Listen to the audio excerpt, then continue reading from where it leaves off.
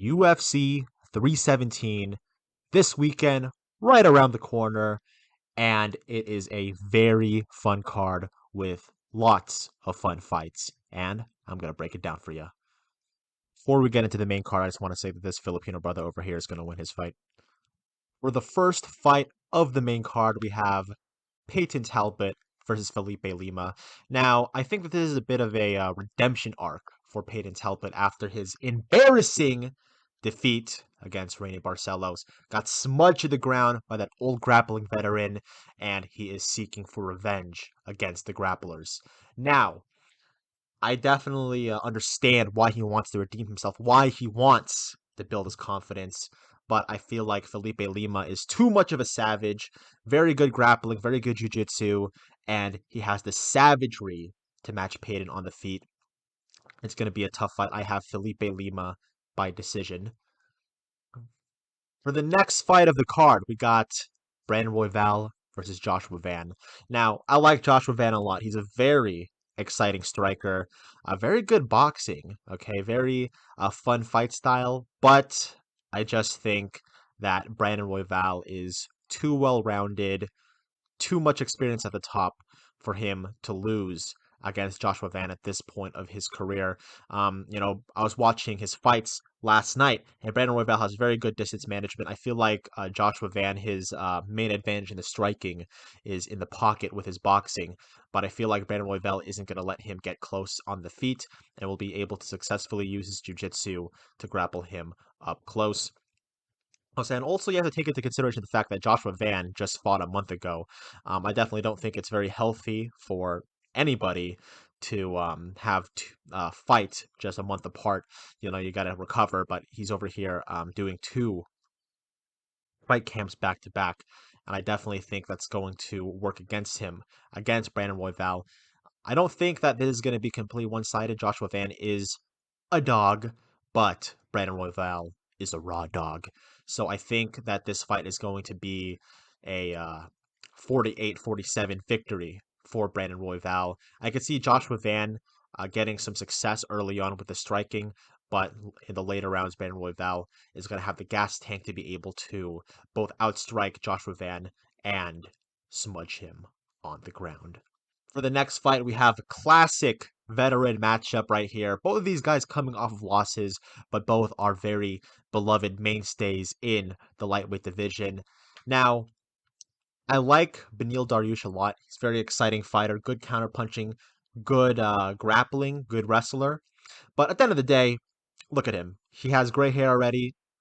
He's a little bit older nowadays, and I think that just that hunger isn't there anymore as well. So Beneil Dariush, I think it's been like a year since he last fought. His last fight was I think like almost a year and a half actually, a knockout loss against Arman Sarukian.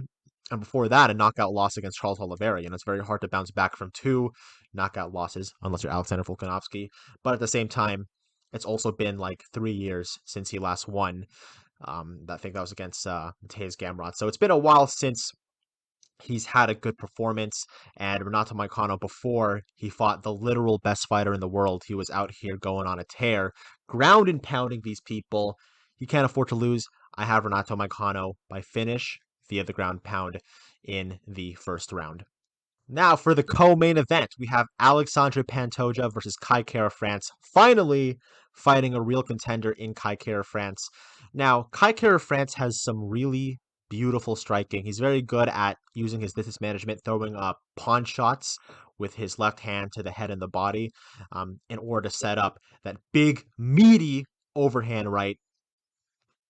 A great striker, beautiful striker, but at the end of the day, I feel as if Alexander Pantoja is going to get it done. So the disadvantage of Pantoja's style is like on the feet, he kind of just like walks forward. He plods forwards, no head movement, just walks straight into punches. And against anybody else, this would be a bad strategy, or if you were doing this, if you were anybody else doing this against Kai Kara-France, this would be a horrific strategy because you're probably going to get knocked out.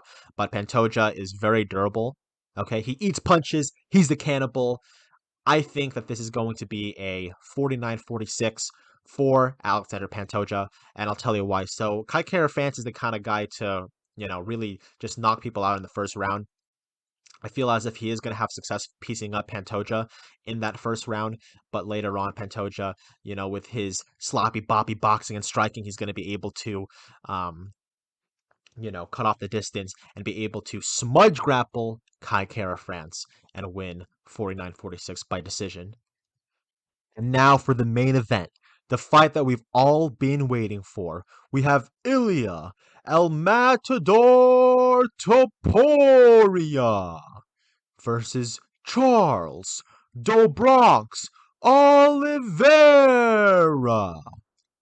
Now, I've been seeing a lot of memes on the internet talking about how Charles is going to only win by the power of friendship, but I don't think that's the case. I feel like a lot of people are counting Charles out and think that he's just going to crumble in the first round, but I don't think that at all. Okay, I think people forget that when Topuria has fought grapplers in the past, like for example Bryce Mitchell, he wasn't as dominant as he was with the other fights, that were only on the feet. I mean, of course, he went on to ground and pound and submit Bryce Mitchell later on, but there were still moments where he struggled.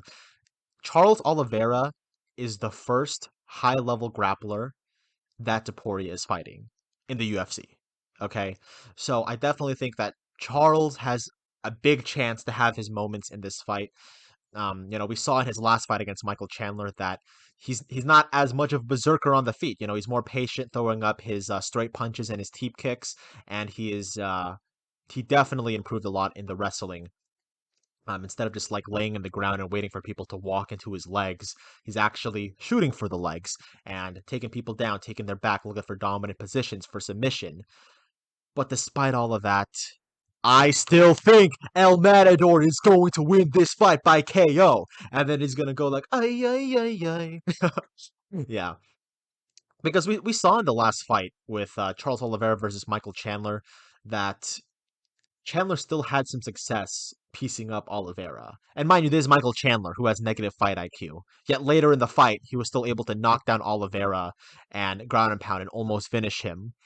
But Ilia Topuria, is not Michael Chandler. Okay, he's gonna act if he flips Charles Oliveira, he's gonna actually capitalize on it. We've seen that in previous fights that a lot, like almost every Charles Oliveira fight, that his opponents, Dustin, Gaethje, Chandler, they've all came close to finishing him after clipping him on the feet. But the reason why they didn't end up finishing him was because they were too afraid to go on the ground with him. But we also saw that in the fights where fighters weren't afraid of going on the ground with him, like with Islam and Arman, they actually ended up beating him. And Ilia Topuria has the grappling background and the confidence to go on the ground with Charles Oliveira and finish off the job. But honestly, I don't even think he needs to go on the ground with him because not only does Topuria have insane knockout power, okay? This ain't no Conor McGregor flash knockdown, okay? When he hits people, they don't fucking move, okay?